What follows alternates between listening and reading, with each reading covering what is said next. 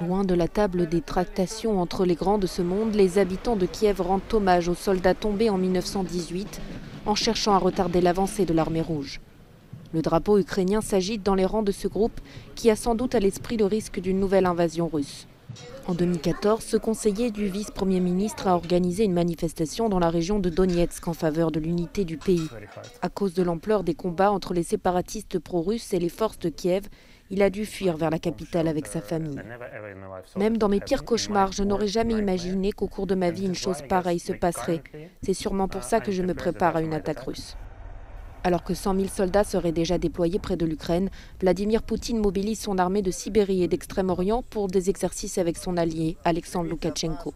Seuls 75 km séparent la capitale ukrainienne de la frontière avec le Bélarus. L'Europe n'envisage pas de remodeler sa stratégie sécuritaire afin que l'Ukraine redevienne un allié de la Russie. Donc je pense que même si on donne au président russe une grande partie de ce qu'il veut par la voie diplomatique, ça ne sera pas suffisant.